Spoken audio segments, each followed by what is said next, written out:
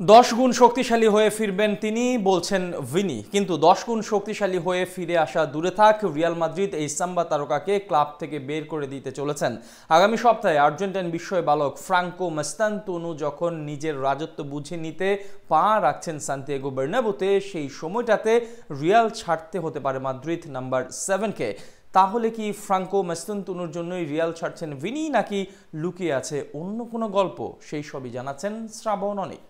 আগামী সপ্তাহে সান্তিয়াগো বার্নাবিউতে পা রাখতে চলেছেন রিয়াল মাদ্রিদের আগামীর ধারক বাহক হতে চলা ফ্রাঙ্কো মাস্তানতুনো। ঠিক তখন বেদনার সুর বাজছে ভিনিসিয়াস জুনিয়রের মনের গহীনে। রিয়াল আর রাখছেন না ভিনিকে। অল্প সময়ের মাঝে রিয়াল ছাড়তে বাধ্য হতে পারেন রিয়াল মাদ্রিদের আইকনিক নাম্বার 7। এই যাত্রাতে প্রশ্ন আসে দুটি। নাম্বার 1, ভিনি যে কথা দিয়েছিলেন 10 গুণ শক্তিশালী হয়ে ফিরবেন, কিন্তু রিয়াল ছেড়ে চলে যেতে হচ্ছে যে তাকে, তাহলে কি নিজের কথা রাখতে পারলেন না তিনি? উত্তর সহজ, না, পারছেন না। উপরন্ত ব্যর্থতার গহ্বরে হারিয়ে যাচ্ছেন ভিনি। নাম্বার 2, তাহলে কি ফ্রাঙ্কো মাস্তানতুনোর কারণেই রিয়াল ছাড়তে বাধ্য হচ্ছেন এই তারকা? না, ব্যাপারটা মোটেও তা নয়। মূল সমস্যাটা হচ্ছে বেশ কিছুদিন থেকেই গুঞ্জন চলছে বেতন নিয়ে বনিবনা না হওয়ায় ভিনিসিয়াস জুনিয়রের সঙ্গে রিয়াল মাদ্রিদ নতুন চুক্তি আটকে গিয়েছে বলে জানাচ্ছে স্প্যানিশ গণমাধ্যমগুলো। দিন যত যাচ্ছে পরিস্থিতি ততই ঘোলাটে হচ্ছে। স্প্যানিশ গণমাধ্যম মুন্দো দেপোর্তিভো তো বলেছে রিয়ালে ভিনিসিয়াসের ভবিষ্যৎ অনিশ্চিত হয়ে পড়েছে।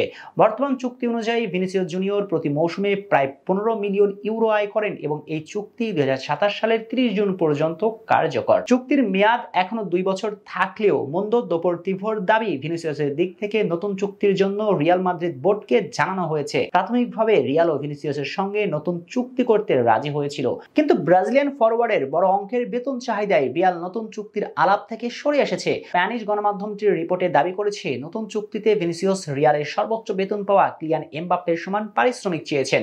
সাবেক পিএসজি তারকা চুক্তি অনুযায়ী বছরে 15 মিলিয়ন ইউরো পারিশ্রমিক পান, তবে এর সঙ্গে রয়েছে ফ্রি ট্রান্সফারে রিয়ালে যোগ দেওয়ার জন্য অতিরিক্ত সাইনিং বোনাস 40 মিলিয়ন ইউরো, যেটা 5 বছর তার বেতনের সঙ্গে যোগ হওয়ার কথা। সেই হিসেবে প্রতি মৌসুমে অতিরিক্ত 8 মিলিয়ন ইউরো যুক্ত হয় এমবাপ্পের বেতনের সঙ্গে। তাতে সব মিলিয়ে এমবাপ্পের বার্ষিক বেতন দাঁড়ায় 23 মিলিয়ন ইউরো।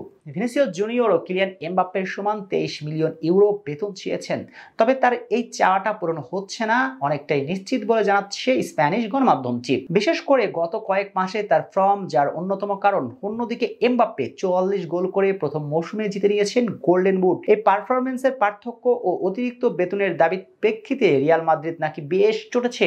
মুন্দো দেপোর্তিভো বলছে রিয়াল ভিনিসিয়াসকে বিক্রি করার কথাও বিবেচনা করছে। তবে সংবাদ মাধ্যমটি ইঙ্গিত দিচ্ছে সামনের কয়েক সপ্তাহ খুবই গুরুত্বপূর্ণ হতে যাচ্ছে ভিনিসিয়াস ও রিয়াল মাদ্রিদের সম্পর্কের ভবিষ্যতের জন্য।